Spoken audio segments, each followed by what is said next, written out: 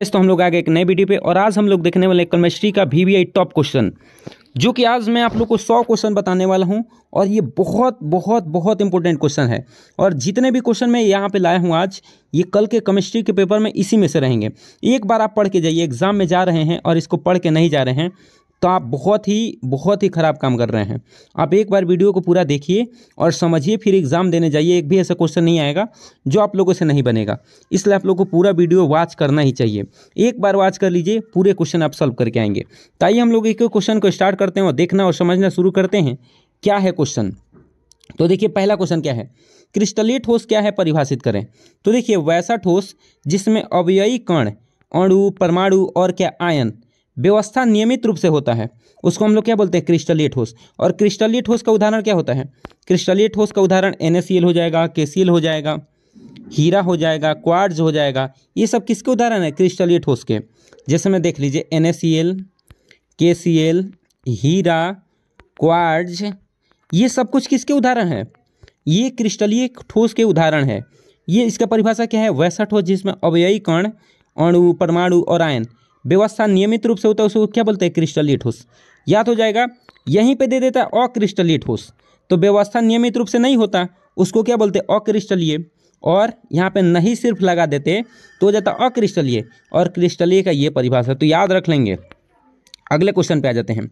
अगला दूसरा क्वेश्चन क्या दे रखा है, देखिए कांच एक अक्रिस्टलीय ठोस है, कैसे। तो इसका गुण द्रव्य के समान होता है, जिसमें द्रव जैसे बहने की प्रकृति होती है कांच में, और इसके बहने की गति मंद होती है। यही कारण है कि इसे हम लोग क्या कहते हैं, आभासी या अति शीतलक द्रव भी कहा जाता है। इसी गुण के कारण पुराने भवन या इमारतों के खिड़की या दरवाजों के कांच की ऊपरी भाग पतला और निचली भाग क्या होता है, मोटा होता है। और इसके साथ साथ याद कर लीजिएगा इसका उदाहरण हो जाएगा रबड़ हो जाएगा, कांच हो जाएगा, प्लास्टिक हो जाएगा। किसका उदाहरण, अक्रिस्टलीय ठोस का। तो भूलना नहीं है, उदाहरण भी नहीं भूलना है, और इसकी व्यवस्था बढ़िया से नहीं होती, ठीक प्रकार से नहीं होती है। और ये क्वेश्चन बहुत इंपॉर्टेंट है, इस क्वेश्चन को भी याद रख लीजिएगा। तीसरे क्वेश्चन पे आ जाते हैं। तीसरा क्वेश्चन क्या दिया है, फ्रेंकल दोष और शाक्टी दोष में क्या करना है, अंतर बताना है। फ्रेंकल दोष और शाक्टी दोष में क्या बताना, अंतर। तो फ्रेंकल दोष क्या होता है, तो वैसा दोष जिसमें अवयवी कण अपने वास्तविक स्थान को छोड़कर अंतराकाशीय स्थान में क्या हो जाते हैं, विस्थापित हो जाते हैं। मतलब जो वास्तविक स्थान रहता है उसको छोड़ देते हैं और कहीं दूसरे जगह पे अंतराकाशीय स्थान पे क्या हो जाते हैं, विस्थापित या चले जाते हैं, उसको हम लोग क्या बोलते हैं, फ्रेंकल दोष। और इसका उदाहरण बहुत ही इंपॉर्टेंट है, AgBr दोनों दिखाता है। AgBr जो है फ्रेंकल दोष और शाक्टी दोष दोनों दिखाना है। यहाँ से क्वेश्चन आ सकते हैं कि AgBr कौन कौन सा दोष दिखाता है, तो आप लोग याद रख लेंगे। ये अगला क्वेश्चन क्या दे रखा है, देखिए इसमें फ्रेंकल शाक्टी दोष क्या है, वैसा दोष जिसमें धन आयन तथा ऋण आयन एक या एक से अधिक जोड़ा गायब हो जाते हैं। मतलब ये जोड़ा में गायब होता है, एक या एक से अधिक जो जोड़ा में गायब होता है उसको हम लोग क्या बोलते हैं, शाक्टी दोष। यह दोष सामान्यतः आयनिक ठोस में उत्पन्न होता है। यहाँ सब्जेक्टिव भी क्वेश्चन आ सकता है, तो ध्यान रखेंगे। अगले क्वेश्चन पे आ जाते हैं। 4 नंबर क्वेश्चन क्या दे रखा है, देखिए राउल्ट का नियम क्या है। तो फ्रांस के वैज्ञानिक राउल्ट ने कई प्रयोग के फलस्वरूप वाष्पशील घटक के आंशिक वाष्प दाब और उसके मोल अंश के बीच एक संबंध दिया, जिसे हम लोग क्या बोलते हैं, राउल्ट का नियम कहते हैं। बहुत इंपॉर्टेंट है, किसके बीच, आंशिक वाष्प दाब और मूल अंश के बीच क्या, एक संबंध दिया, उसको हम लोग क्या बोलते हैं, राउल्ट का नियम कहते हैं। ये बहुत इंपॉर्टेंट है। अगला ये देखिए, ये भी बहुत इंपॉर्टेंट है, अणुसंख्या गुणधर्म क्या है। तो देखिए किसी आदर्श एवं तनु विलयन का वैसा गुणधर्म जो विलयन में उपस्थित विलय के कणों की संख्या पर क्या करता है, निर्भर करता है, उसको अणुसंख्या गुणधर्म कहते हैं। और अणुसंख्या गुणधर्म कितने प्रकार के होते हैं, 4 प्रकार के। कौन कौन, तो हिमांक में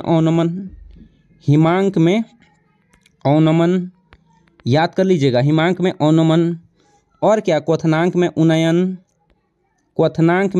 उन्नयन, और क्या, और आप लोगों को रहता है क्या चीज़, और रहता है सापेक्षित वाष्प दाब अवनमन और प्रासरणी दाब, और क्या, और एक रहता है क्या चीज़, सापेक्षित वाष्प दाब अवनमन। याद कर लेंगे, ये 4 प्रकार के होते हैं। किसका, ये अणुसंख्या गुणधर्म 4 प्रकार के होते हैं। चारों प्रकार मैंने आप लोग को बता दिया। अगले क्वेश्चन पे आ जाते हैं। देखिए आदर्श विलयन को परिभाषित करें। तो वैसा विलयन जो सभी ताप दाब पर राउल्ट का नियम का पालन करता है उसे आदर्श विलयन कहते हैं। जो तो क्या ताप दाब सब पे राउल्ट के नियम का क्या करे, पालन करे, उसको क्या बोलते हैं, आदर्श विलयन। यहाँ से एक और क्वेश्चन आ जाता है अनादर्श विलयन, अनादर्श। तो अनादर्श क्या हो जाएगा, जो राउल्ट के नियम का पालन नहीं करेगा उसको अनादर्श, और जो राउल्ट के नियम का पालन करेगा उसको आदर्श बोलेंगे। यहाँ से दो प्रकार के ऐसे भी क्वेश्चन देता है, आदर्श विलयन और अनादर्श विलयन में अंतर स्पष्ट करिए। तो आप लोग को आदर्श भी बता देना है या अनादर्श पूछे, किसी प्रकार से पूछे, आप लोग क्या कर देना है, बता देना है। यहाँ से क्वेश्चन आते हैं भाई, बहुत इंपॉर्टेंट है। अगला है विद्युत रासायनिक सेल को परिभाषित करिए। तो वैसा सेल जिसके द्वारा रासायनिक ऊर्जा को विद्युत ऊर्जा में क्या किया जाता है, परिवर्तित किया जाता है, और विद्युत रासायनिक सेल कहलाता है। मतलब रासायनिक ऊर्जा को देखिए किस में बदला जाएगा, विद्युत ऊर्जा में बदला जाएगा, उसको हम लोग क्या बोलेंगे, विद्युत रासायनिक सेल। यह सर्वप्रथम गैल्वेनी और वोल्टा ने खोजा था और इनके नाम पर गैल्वेनी या वोल्टी सेल भी कहा जाता है। ये बहुत इंपॉर्टेंट है और यहाँ से क्वेश्चन यानी कि चांसेस बहुत ज़्यादा है, इसलिए इसको बड़े ध्यान से आप लोग देख लीजिएगा।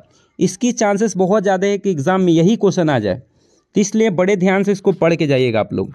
अगला है मानक इलेक्ट्रोड विभव, भी बहुत इंपॉर्टेंट है और सबसे ज़्यादा एग्जाम में पूछा गया है। मानक इलेक्ट्रोड विभव एक अर्ध सेल में 298 केल्विन या 25 डिग्री सेल्सियस, यहाँ दे दीजिए 25 डिग्री सेल्सियस दीजिए, या 298 केल्विन ताप पर 1 मिलीलीटर सांद्रता के धातु आयन विलयन का इलेक्ट्रोड विभव मानक इलेक्ट्रोड विभव कहलाता है। क्या यहाँ पे 25 डिग्री सेल्सियस बोलिए या 298 केल्विन, एक अर्ध सेल में 298 केल्विन ताप पर 1 मोल लीटर सांद्रता के धातु आयन के विलयन को इलेक्ट्रोड विभव मानक इलेक्ट्रोड विभव कहलाता है। ये भी कई बार क्वेश्चन पूछा गया है, इसलिए बड़े ध्यान से इसको देख लीजिएगा। ये भी क्वेश्चन पूछा गया है बहुत बार। लवण सेतु क्या है, इसके कार्यों को लिखे। तो लवण सेतु प्रतिलोम यू आकार की कांच की एक नली होती है जो दोनों अर्ध सेलों को जोड़ती है। यह अक्रिय विद्युत अवघट्य जैसे potassium chloride, ammonium chloride, ammonium nitrate और संतृप्त विलयन भरा होता है। इसका कार्य कि यह विलयन को अधिक देर तक कार्य करने में क्या करती है, मदद करती है।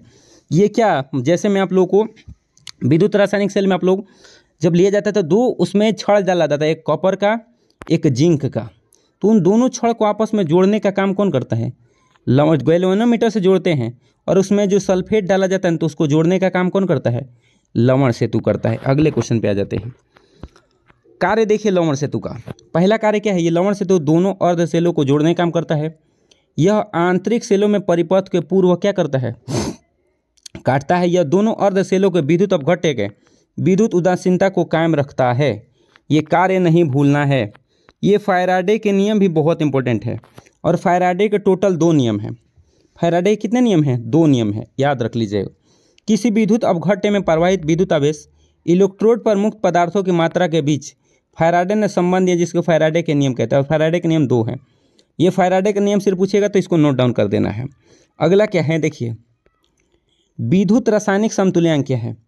किसी विद्युत अपघट्य में 1 एम्पीयर विद्युत धारा था, कूलम्ब आवेश 1 सेकेंड के लिए प्रवाहित किया जाता है, तो इलेक्ट्रोड पर मुक्त हुए पदार्थ की मात्रा रासायनिक तुल्यांक कहलाती है।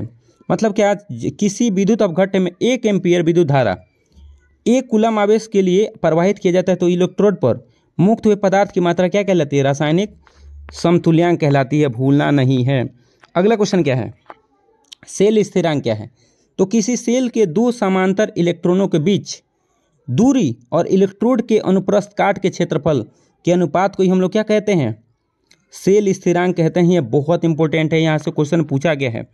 ये शून्य कोटि अभिक्रिया क्या है, तो देखिए वैसी रासायनिक अभिक्रिया जिसमें अभिकारक के सांद्रता की घात 0 के बराबर होता है, उसको क्या बोलते हैं, शून्य कोटि अभिक्रिया। मतलब जैसे आप लोग को लिखें ऐसे, देखिए यहाँ पे सांद्रता लिखें और सांद्रता कितना लिखें, 0 के बराबर लिखा जाए। सांद्रता कितना, वेग जो लिखा जाए वो किसके बराबर लिखा जाए, अगर 0 के लिखा जाए तो शून्य कोटि। अगर यहीं पे 1 दे दे, यहाँ पे कितना दे दे, 1, कितना दे दे, यहाँ पे 1 दे दे, तो 1 दे दे तो क्या हो जाएगा, प्रथम कोटि। अगर यहाँ पे 2 दे दे तो दूसरी कोटि, और यहाँ पे 0 दे दे तो शून्य कोटि अभिक्रिया है, वो क्या कहलाता है, शून्य कोटि अभिक्रिया। तो यहाँ से प्रथम पूछ सकता है, शून्य पूछ सकता है, और द्वितीय भी पूछ सकता है।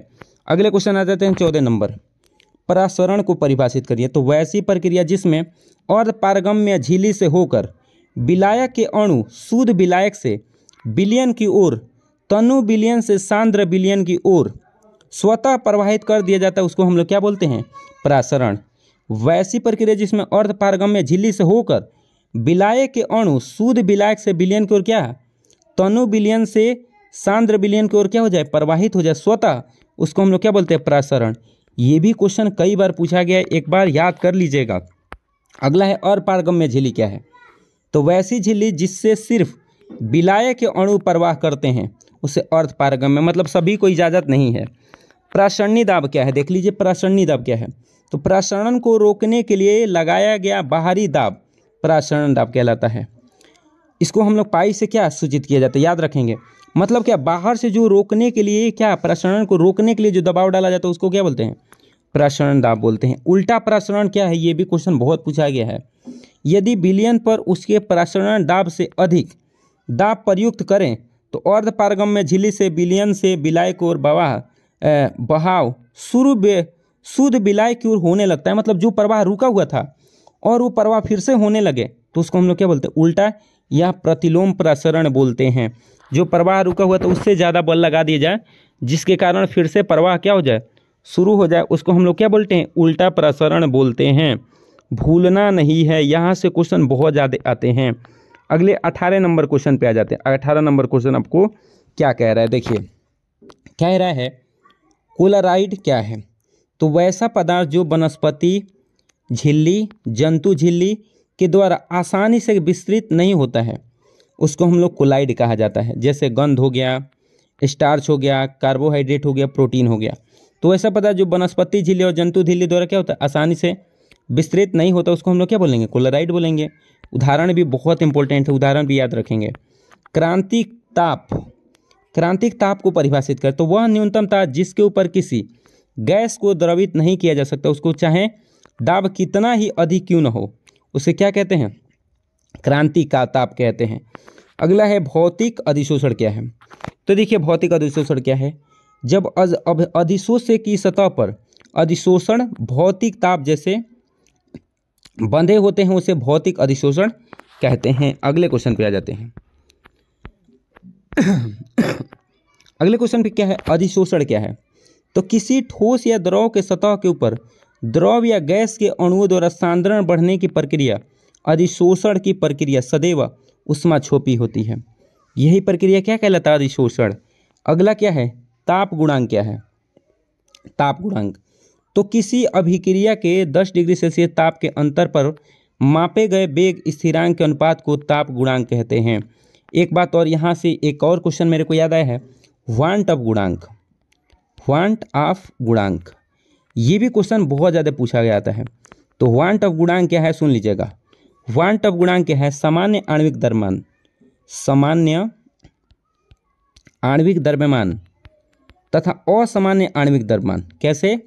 असामान्य आणविक द्रव्यमान के अनुपात को वांट ऑफ गुणांक कहते हैं। नोट डाउन कर लीजिएगा। सामान्य आणविक द्रव्यमान तथा असामान्य आणविक द्रव्यमान के अनुपात को हम लोग वांट ऑफ गुणांक कहते हैं। ये भी क्वेश्चन आ सकता है। प्रथम कोटि अभिक्रिया भी समझा के आ गए थे कि वैसी अभिक्रिया जिसमें अभिक्रिया के वेग अभिकारक के सांद्रता के प्रथम घात के समानुपाती होता है। मतलब क्या, इसके घात कितने होने वाले हैं? 1। तो उसको हम लोग क्या बोलेंगे? प्रथम कोटि अभिक्रिया। ये देखिए कोहराउल्स के नियम, कोहराउल्स के 1876 में अणुओं के युग्म के अति तनु विलयन के मोलर चालकत्व का अध्ययन किया जिसमें एक आयन दोनों उभयनिष्ठ होता है, उसको हम लोग क्या बोलते हैं? कोहराउल्स का नियम है। ये बहुत इंपॉर्टेंट है। फैराडे के अपघटन नियम दूसरा, ये बताया था 2 नियम हैं। तो देखिए दूसरा नियम क्या है? विभिन्न विद्युत अपघटन के घोल से समान विद्युत मात्रा प्रवाहित करने पर इलेक्ट्रोड पर मुक्त पदार्थ की मात्रा उसके रासायनिक समतुल्यांक की क्या होती है? समानुपाती। फैराडे का विद्युत अपघटन का यहाँ पे द्वितीय लिखना चाहिए, तृतीय लिखा हुआ है। द्वितीय नियम कहलाता है, याद रखेंगे। अगला क्वेश्चन क्या है? वैद्युत अपघटनी सेल को परिभाषित करें। तो वैसा सेल जिसकी सहायता से विद्युत ऊर्जा को रासायनिक ऊर्जा में बदला जाए उसको हम लोग क्या बोलते हैं? विद्युत अपघटनी सेल कहते हैं। विद्युत अपघटनी सेल को 2 इलेक्ट्रोड के बना होता है। अगले क्वेश्चन, नट समीकरण भी बहुत इंपॉर्टेंट है, बहुत। किसी विद्युत रासायनिक सेल के इलेक्ट्रोड विभव, ताप तथा अभिकारक तथा प्रतिफल के सांद्रता पर निर्भर करता है, उसको हम लोग क्या बोलते हैं? नट समीकरण बोलते हैं। ये भी क्वेश्चन बहुत बहुत बहुत इंपॉर्टेंट है भाई। पेप्टीकरण देखिए, किसी ताजे अवक्षेप को विद्युत अपघटन की थोड़ी सी मात्रा उपस्थिति में परिक्षेपण माध्यम से साथ मिलाकर क्लोराइड बनाने की विधि को हम लोग क्या बोलते हैं? पेप्टीकरण बोलते हैं। बहुत जितने भी क्वेश्चन दिखा रहा हूँ ये देखिए ब्राउनी गति है, ये भी आप लोग को पढ़ के जाना है। ब्राउनी गति क्या है? किस गति का सर्वप्रथम अध्ययन रॉबर्ट ब्राउन ने किया था? इसके अनुसार कोलाइडी विलयन में कोलाइडरी ऊर्जा का निरंतर अनियमित टेढ़ी मेढ़ी गति ब्राउनी गति कहलाती है। मतलब जब भी ऊर्जा का प्रवाह होता है तो टेढ़ी मेढ़ी जो गति होगा उसको हम लोग क्या बोलेंगे? ब्राउनी गति बोलेंगे। अगले क्वेश्चन पे आ जाते हैं। अगला क्वेश्चन देखिए क्या है। अगला क्वेश्चन दिया है विद्युत कण संचरण क्या है? तो कोलाइडी कण विद्युत आवेशित होता है और विद्युत क्षेत्र में यह कण विपरीत आवेश वाले इलेक्ट्रोड की ओर क्या होता है? गमन करता है। विद्युत क्षेत्र के प्रभाव में कोलाइड कणों के विपरीत आवेशों के वाले इलेक्ट्रोड की ओर अभिगमन विद्युत संचरण कहलाता है। ये बहुत इंपॉर्टेंट है। अगले क्वेश्चन देखिए, ये भी बहुत इंपॉर्टेंट है। टिंडल प्रभाव, टिंडल प्रभाव भी बहुत इंपॉर्टेंट है। देखिए, इसका अध्ययन सर्वप्रथम फैराडे ने किया था। इसका विस्तार पूर्वक अध्ययन टिंडल ने किया था। कोलाइडी विलयन द्वारा प्रकीर्णन टिंडल का प्रभाव कहलाता है। जब कोलाइडी विलयन में प्रकाश की किरणों को भेजा जाता है तो कोलाइडली कणों के द्वारा प्रकाश क्या हो जाता है? प्रकीर्णित हो जाती है, चारों तरफ फैल जाता है। इस घटना को प्रकाश का प्रकीर्णन कहते हैं। अब ये देखिए, ये भी आप लोग को पढ़ लेना है। जारण विनिस्तापन, जारण में ज़्यादा आप लोग का टाइम नहीं लूँगा, क्वेश्चन दिखा दे रहा हूँ आप लोग को। ये आप लोग को निस्तापन देखिए, ये भी बहुत इंपॉर्टेंट है। यहाँ से क्वेश्चन बहुत आए हैं। जैसे हम लिखा है अयस्क को वायु की अनुपस्थिति में उसके द्रव्यमान से कम ताप पर गर्म किया जाता है तो उसको क्या बोलते हैं? निस्तापन। जैसे में जिंक कार्बोनेट है, इसको हमने गर्म किया तो किस में टूटा? जिंक ऑक्साइड और कार्बन डाइऑक्साइड में। मतलब धातु के ऑक्साइड प्राप्त करने के लिए हमने विधि लगाया जिसका नाम क्या है? निस्तापन। और ये देखिए प्रगलन को परिभाषित करें तो भंजित और निस्तापित अयस्कों को अपचाय की उपस्थिति में धातु में परिवर्तित किया जाता है उसको हम लोग क्या बोलते हैं? प्रगलन बोलते हैं। जैसे में ये क्या है? अब मेटल ऑक्साइड है और इसको कार्बन के साथ गर्म किया गया है तो ये Fe अलग हो गया है और कार्बन डाइऑक्साइड क्या हो गया? अलग हो गया है। अगले क्वेश्चन ये भी बहुत बहुत बहुत इंपॉर्टेंट है भाई।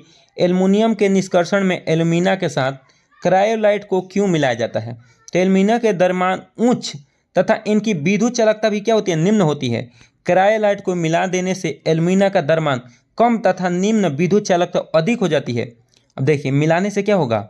द्रव्यमान कम हो जाएगा और निम्न विद्युत चालकता क्या हो जाएगी? अधिक हो जाएगी। यही कारण है कि क्या किया जाता है? मिलाया जाता है। एक बार अच्छे से, मैं ज़्यादा समय नहीं ले रहा हूँ समझाने में, क्योंकि देखिए आप लोगों का समय कम है और ज़्यादा समय लूँगा तो फिर 100 क्वेश्चन हम लोग देख नहीं पाएंगे। इसलिए मैं कम समय में ज़्यादा से ज़्यादा क्वेश्चन आप लोगों को बताने की कोशिश कर रहा हूँ, क्योंकि कम समय में ज़्यादा क्वेश्चन देख लिए जाए ताकि आप एग्ज़ाम में जाके ज़्यादा से ज़्यादा क्वेश्चन सॉल्व कर पाए। इसीलिए मैं जल्दी जल्दी बता रहा हूँ, नहीं तो समय इसमें 4-5 घंटे लग जाते। देखिए, किसी तत्व के एक विलगित गैसीय परमाणु के बाह्यतम कक्षा में एक इलेक्ट्रॉन पूर्ण रूप से बाहर निकलने के लिए जितनी ऊर्जा क्या करती है? आवश्यकता होती है। मतलब कोई भी एक विलगित गैस परमाणु में बाह्य कक्षा से इलेक्ट्रॉन निकलना चाहता है तो उसको निकलने के लिए जितना ऊर्जा चाहिए वो क्या कहलाएगा? आयनन ऊर्जा। मतलब केंद्र में कोई है, जैसे मान लो ना भाई यहाँ से निकलना है इसको, तो जितनी ऊर्जा चाहिए वो क्या है? आयनन विभव या आयनन ऊर्जा कहलाता है। अगले क्वेश्चन देखो, ये लोहा के निष्कर्षण में हेमेटाइट में चूना पत्थर क्यों मिला जाता है? तो चूना पत्थर हेमेटाइट अयस्क में उपस्थित अशुद्धि जैसे में SiO2 कैल्शियम सिलिकेट में बदल देता है। ठीक है, और ये धातुमल कैल्शियम सिलिकेट के पिछले कुछ लोहे पर करता है जिससे लोहे का पुनः ऑक्सीकरण द्वारा क्या? ऑक्सीकरण होने से क्या कर लेता है?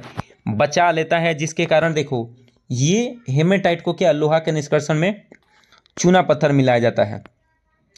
ये विद्युत संयोजकता मत याद करना, इससे आएंगे भी नहीं क्वेश्चन। ये क्वेश्चन बहुत इंपॉर्टेंट है कि क्या PCl5 सभी आबंध समान होते हैं? आपने उत्तर पुष्टि दीजिए तो नहीं, PCl5 के सभी आबंध एक समान नहीं होता है। PCl5 में 2 प्रकार के बंधन का निर्माण होता है, एक होता है अक्षीय, एक होता है निरक्षीय। तो देखिए, अक्षीय बंधन की लंबाई कितना होता है? 240 पिकोमीटर, और जबकि निरक्षीय का कितना होता है? 202 पिकोमीटर होता है। अतः हम कह सकते हैं कि PCl5 के सभी आबंध समान नहीं होते हैं। PCl5 टूटता है तो ऐसे ही टूटता है। जब भी PCl5 को तोड़ोगे ना तो ये 2 भागों में टूट जाता है, PCl3 और PCl2। क्यों? क्योंकि दो बंद समान होते हैं और तीन बंद अलग होते हैं, तो इसलिए ध्यान रखेंगे। अगले क्वेश्चन पे आ जाते हैं। अगला क्वेश्चन देखिए क्या है। O2 का क्वथनांक O2 प्लस से अधिक होता है, क्यों? तो O2 बंधन लंबाई O2 प्लस की अपेक्षा अधिक होता है, यही कारण है कि O2 का क्वथनांक O2 प्लस से अधिक होता है। याद रखेंगे, ये बहुत ही आसान क्वेश्चन है, समय ज़्यादा नहीं लूँगा मैं। अगला देखिए, सल्फर किस अवस्था में प्रतिचुंबकीय गुण दर्शाता है? तो सल्फर वाष्प अवस्था में, किसमें? वाष्प अवस्था में H2 के रूप में रहता है, और जिसके कारण एंटी बॉन्डिंग प्रति आबंधित आणविक कक्षक में अयुग्मित इलेक्ट्रॉन उपस्थित होता है। और यही कारण है कि जब हम अयुग्मित इलेक्ट्रॉन रहेंगे तो निश्चित है कि क्या दर्शाने वाला है? प्रतिचुंबकीय दर्शाएगा, और जब अयुग्मित नहीं रहेंगे तो अनुचुंबकीय हो जाएगा। ध्यान रखेंगे। अब देखो इसका ऑक्सीकरण संख्या, इसका एक ऑक्सीकरण संख्या निकालना है ClO4 का। तेज पे 1 होता है और सील पे -1 होता है, और इसका -8 हो जाएगा। देखो, एक हाइड्रोजन के लिए एक सील के लिए माइनस, और एक O2 के लिए होता है 2, तो 4 के लिए कितना हो जाएगा? -8। तो देखो, ये मैंने पहले भी वीडियो मैंने सिखाया है। तो H के लिए 1 हो गया, और Cl का निकालना है तो Cl को x मान लो, और इसका क्या हो गया? एक ऑक्सीजन का 2, तो 4 दूना 8 हो गया, तो 8 को एक में घटा देंगे 7 हो जाएगा, तो वही निकला हुआ है कितना? 7। ये बहुत ही आसान है भाई। अगला क्वेश्चन है, क्लोरीन गैस हाइड्रोकार्बन से तीव्र अभिक्रिया करता है, कैसे? तो यह संतृप्त हाइड्रोकार्बन के साथ प्रतिक्रिया अभिक्रिया तथा प्रतिस्थापन अभिक्रिया असंतृप्त हाइड्रोजन के साथ योजक अभिक्रिया प्रदर्शित करता है। देखो, ये मीथेन है, ये Cl2 के साथ अभिक्रिया किया तो क्या बनाया? ये मीथेन क्लोराइड बनाया। देखिए, ये क्वेश्चन नहीं आने वाले हैं, इसको मत याद करिए, यहाँ से क्वेश्चन नहीं आएंगे। हाँ, स्पेक्ट्रो रासायनिक श्रेणी क्या है, याद करना है आप लोग को, कि जब लिगेंड के उनके बढ़ते हुए प्रबलता के क्रम में क्या कर दिया जाता है व्यवस्थित, कि कौन सबसे बरियार है, उसको हम लोग स्पेक्ट्रो रासायनिक श्रेणी कहा जाता है। आप लोगों ने उप सहसंयोजन संख्या में पढ़ा होगा। वर्नर का उप सहसंयोजन सिद्धांत क्या है? तो 1883 में अल्फ्रेड वर्नर ने उप संयोगी के निर्माण से संबंधित एक नियम प्रतिपादित किया, जिसे क्या वर्नर का उप सहसंयोजन सिद्धांत कहते हैं। ये 2 नंबर के लिए मैं बता रहा हूँ। 5 नंबर वाला क्वेश्चन के लिए आप लोग को उसमें प्राथमिक संयोजकता और द्वितीय संयोजकता भी लिखना पड़ेगा, जो कि वर्नर के सिद्धांत में। अगला लिगेंड को परिभाषित करना है, तो वैसा लिगेंड या आयन जिसके पास कम से कम एक इलेक्ट्रॉन देने के लिए होता है, समझ रहे ना, उसको हम लोग क्या बोलते हैं? लिगेंड। और लिगेंड एक दंती लिगेंड होता है, द्विदंती लिगेंड होता है, त्रिदंती लिगेंड होता है। अगर ऐसे भी क्वेश्चन आ जाए कि लिगेंड क्या है, इसके प्रकारों को समझाइए, तो आप लोग को बताना होगा। अगले क्वेश्चन पे आ जाते हैं, समयन मंडल या आयनन मंडल क्या है? तो देखिए, केंद्रीय धातु परमाणु या आयन, उससे जुड़े लिगेंड को एक प्रमुख कोष्ठकीय में दर्शाया जाता है, जिसे हम लोग क्या समयन मंडल कहते हैं। कभी भी लिखा जाता है जैसे K4 Fe CN6 ऐसे कोष्ठ में लिखा जाता है। तो जो ये कोष्ठ दिखा रहा है ना जी, यही है समन्वय मंडल। याद रखेंगे, जब भी हम लोग लिगेंड को जैसे उप सहसंयोजक संख्या को लिखते हैं तो ऐसे ही लिखा जाता है। तो जो ये कोष्ठ में दिखाई दे रहा है उसी को हम समन्वय मंडल या आयनन मंडल कहते हैं। अगला है क्या?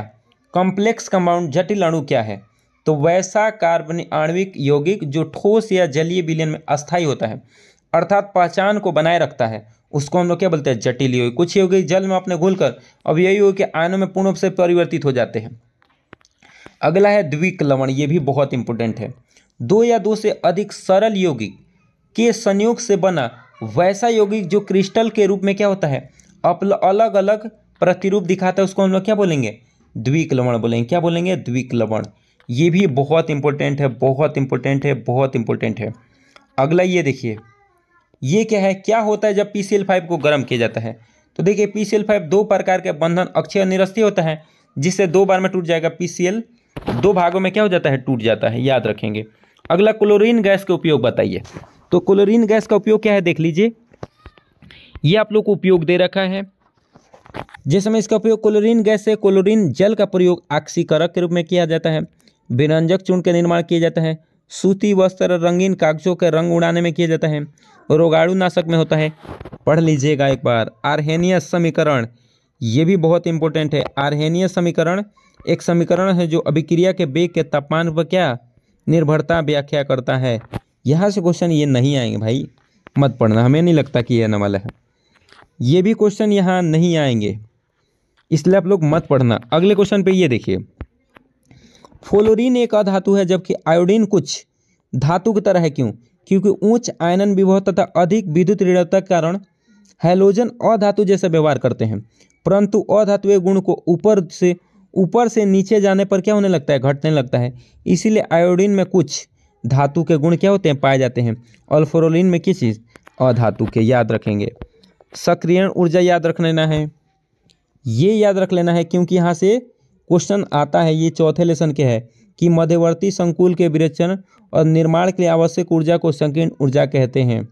अगला देलही ऊर्जा, संघटक को प्रभावी बनाने के लिए अणुओं में ऊर्जा विशिष्ट मान से अधिक होना चाहिए। ऊर्जा की वह न्यूनतम मान जो अणुओं के पास होती है उसको हम लोग क्या बोलते हैं? देलही ऊर्जा बोलते हैं। अगला ये देखिए, पायस भी आप लोग को पढ़ के जाना है। पायस भी बहुत बहुत बहुत इंपॉर्टेंट है। एंजाइम भी आप लोग एक बार पढ़ ही लीजिएगा क्योंकि ये इंपॉर्टेंट है। अगले क्वेश्चन पे आ जाते हैं। ये देखिए, लायोफिलिक और लायोफोबिक बहुत इंपॉर्टेंट है, बहुत। ये एक बार पढ़ ही लीजिएगा क्योंकि यहाँ से क्वेश्चन बहुत आ रहे हैं भाई। बहुलीकरण भी पढ़ लीजिएगा क्योंकि ये भी बहुत बहुत बहुत इंपॉर्टेंट है कि बहुत सारे बहुलक बनने की प्रक्रिया को ही हम लोग क्या बोलते हैं? बहुलीकरण बोलते हैं, जिसमें बहुत सारे एकलक मिल मिल के क्या बनाते हैं? बहुलक बनाते हैं। तो एक बार इसको पढ़ लीजिएगा। अगला ये भी क्वेश्चन बहुत इंपॉर्टेंट है भाई, भौतिक अधिशोषण और रासायनिक अधिशोषण क्या विशिष्ट प्रकृति का होता है या अविशिष्ट प्रकृति का? यह उत्क्रमणीय होता है या अनुक्रमणीय होता है? यह वांडरबल उसमें होता है, इसमें वांडरबल का निर्माण उत्पन्न होता है, इसमें वांडरबल का कारण होता है। अगला क्वेश्चन, ये विशिष्ट चालकता भी बहुत इंपॉर्टेंट है भाई, बहुत इंपॉर्टेंट कि यह है 1 सेंटीमीटर घन के द्वारा व्यक्तित की गई चालकता को विशिष्ट चालकता कहा जाता है। इसको कापा से सूचित करते हैं, बहुत इंपॉर्टेंट है। हिमांक में अवनमन भी बहुत इंपॉर्टेंट है, कई बार एग्जाम में आया है कि राउल्ट के नियम के अनुसार जब एक अवाष्पशील ठोस विलायक में डाला जाता है तो विलायक का वाष्प दबाव कम हो जाता है, और अब वाष्प दबाव ठोस विलायक के वाष्प दबाव से क्या होता है? कुछ कम ताप पर होता है। इसे हम लोग क्या बोलते हैं? हिमांक में अवनमन। ये बहुत इंपॉर्टेंट है, जितने भी क्वेश्चन दिखा रहा हूँ ना ये बहुत इंपॉर्टेंट है। ये मोलर चालकता भी पढ़ लेना, बहुत इंपॉर्टेंट है भाई। जितने भी आपको क्वेश्चन दिखाई दे रहे हैं ये भी बहुत इंपॉर्टेंट है। देख लो, प्रसरण और विसरण में अंतर। तो इसमें अर्धपारगम्य झिल्ली की आवश्यकता होती है, इसमें नहीं होती है। यह सिर्फ विलायक कण को प्रभावित होने देते हैं, और ये विलय और विलायक दोनों को इसके दाब लगा कर रोका जा सकता है, इसको लगाकर नहीं रोका जा सकता है। ये क्रिस्टलाइड को परिभाषित करिए, बहुत इंपॉर्टेंट है। ये तुल्यांकी चालक भी पढ़ लीजिएगा। देखो, विद्युत अपघट्य चालक अभी हम लोग पढ़े हैं कि वैसा चालक जिसमें विद्युत धारा क्या हो? प्रवाह आयनों के कारण होता है, उसको क्या? विद्युत अपघट्य चालक कहते हैं। ये जितने भी क्वेश्चन दिखाई दे रहा हूँ ये मूलक चालकत्व को परिभाषित करें। ये भी बहुत इंपॉर्टेंट है कि जब किसी विद्युत अपघट्य के 1 मोल को जल में घोला जाता है तो उनके पास आयनों द्वारा प्रदर्शित चालकता को क्या कहते हैं? मोलर चालकता कहते हैं। पढ़ लीजिएगा। विद्युत अपघटनीय सेल को परिभाषित करते तो वैसा सेल जिसकी सहायता से हम विद्युत ऊर्जा को किस में बदल दें? रासायनिक ऊर्जा में। पढ़ लीजिएगा भाई, ये नहीं भी पढ़िएगा तो चलेगा। अगला, ये समजातीय श्रेणी भी पढ़ लीजिएगा कि जिसमें CH2 का क्या होता हो? अंतर होता हो, उसको हम लोग समजातीय श्रेणी बोलते हैं। समय कम है, जल्दी जल्दी बताना पड़ रहा है। ठोस पदार्थों का आकार एवं आयनक निश्चित होता है, क्यों? पढ़ लीजिएगा एक बार। संक्षारण पढ़ लीजिएगा एक बार, ये भी इम्पोर्टेंट है, पढ़ के जाना है एक बार। ईंधन सेल और इसके लाभ एक बार पढ़ लीजिएगा, इसकी चांसेस है कि 5 नंबर में आए। ईंधन सेल कि वैसा सेल जिसमें हाइड्रोजन, मीथेन और मेथनॉल इत्यादि के दहन से प्राप्त ऊष्मीय ऊर्जा को किसमें डायरेक्ट हम लोग विद्युत ऊर्जा में परिवर्तित करते हैं, उसको ईंधन सेल कहते हैं। और ईंधन सेल का लाभ क्या है? ईंधन सेल से प्राप्त होने वाली विद्युत ऊर्जा का उपयोग हम अंतरिक्ष यानों में किया जाता है, कार्य क्षमता को अधिक करने में किया जाता है। देखो, ये 5 नंबर में आने की चांसेस बहुत ज़्यादा है, इसलिए एक बार देख लीजिएगा क्योंकि ये 5 नंबर में आने वाले हैं। द्वितीय सेल को अभी हम लोग पढ़ के आए हैं। देखिए, जब एक विशेष प्रकार के सेल होता है, इस सेल को एक बार कार्य करने के उपरांत अनावेशित हो जाता है, मतलब और पुनः आवेशित करके इसका उपयोग किया जा सकता है। मतलब एक बार चार्ज करिएगा तो फिर से दोबारा इसको चार्ज करके यूज कर सकते हैं, उसको द्वितीयक बैटरी बोलते हैं। क्वांटम गुणांक मैंने पहले ही बता दिया था। क्वांटम गुणांक क्या होता है? अब सामान्य आणविक द्रव्यमान था, सामान्य आणविक द्रव्यमान के हम लोग क्या अनुपात को क्या क्वांटम गुणांक कहते हैं, पहले ही बता दिया था। आदर्श विलयन भी पहले ही बताया मैं। और ये प्रकाशीय जालक पढ़ लीजिएगा। आकाशीय जालक, जालक बिंदु भी बहुत इंपॉर्टेंट है कि आकाशीय जालक में उसके अवयवी कणों को निर्देशित करने के लिए प्रयोग में लाए गए बिंदु को क्या कहते हैं? जालक बिंदु बोलते हैं। ये सब गोल्ड नंबर भी बहुत इंपॉर्टेंट है, पढ़ लीजिएगा। किसी रक्षी कोलाइड का वह न्यूनतम द्रव्यमान जो मानव गोल्ड के सेल के 10 ml को 10% NaCl के बिलियन पे क्या मिली द्वारा क्या किया जाता है, अंशांकित किया जाता है, उसको गोल्ड नंबर कहते हैं। ये भी बहुत इंपॉर्टेंट है, ये भी बहुत इंपॉर्टेंट है, पढ़ लीजिएगा। ये कोलाइड बनाने की 2 विधियाँ है, संघनन विधि, परिक्षेपण विधि। ये DNA RNA में अंतर पढ़ लीजिएगा, अपने बायो में पढ़ा होगा। अम्लीय वर्षा पढ़ लीजिएगा। अक्रिय गैसों की संयोजकता शून्य होती है क्यों, ये पढ़ लीजिए। कार्बोकेटायन, ये चांस बहुत ज़्यादा है आने की, एक बार पढ़ लीजिएगा कि इकाई घन धन आवेश को 6 इलेक्ट्रॉन युक्त कार्बन परमाणु के धन आयन को कार्बोकेटायन कहा जाता है, एक बार पढ़ लीजिएगा। ये बहुत इंपॉर्टेंट है, जितने भी क्वेश्चन मैं दिखा रहा हूँ ये सब के सब बहुत इंपॉर्टेंट है। ये प्रासरण और विसरण में अंतर पढ़ लीजिएगा। जितने भी क्वेश्चन मैं आज आप लोग को दिखाया हूँ, ये विटामिन तो सबसे ज़्यादा, विटामिन घर पे पढ़ लीजिएगा अच्छे से, विटामिन। और ये आईपीएसी नेम जो कि उपश्वसनीय यौगिक हैं, नाम लिखना भी सीख लीजिएगा घर पे, क्योंकि ये बहुत इंपॉर्टेंट है। द्रव्यमान से अनुपाती नियम पढ़ लीजिएगा, द्रव्यमान अनुपाती क्रिया नियम, ये चौथे लेसन का है, पढ़ लीजिएगा एक बार, क्योंकि ये बहुत इंपॉर्टेंट है। जितने भी क्वेश्चन आपको दिखाए गए, ये ऊर्जा अभिक्रिया बहुत इंपॉर्टेंट है, पढ़ लीजिएगा एक बार, नहीं तो पछताना पड़ेगा। जितने भी क्वेश्चन मैं आज दिखाया हूँ ये सब के सब बहुत इंपॉर्टेंट है, पूरा आप लोग पढ़ के जाइएगा, क्योंकि ये बहुत इंपॉर्टेंट है, क्योंकि यहाँ से क्वेश्चन आने के चांसेस बहुत ढेर हैं। इसलिए आप लोग पूरा वीडियो देखे होंगे, हमें उम्मीद है, और पूरा आप लोग पढ़ के जाएंगे और बेहतर से बेहतर नंबर लाएंगे। इसी के साथ मिलते हैं अगले वीडियो में, तब तक के लिए जय हिंद।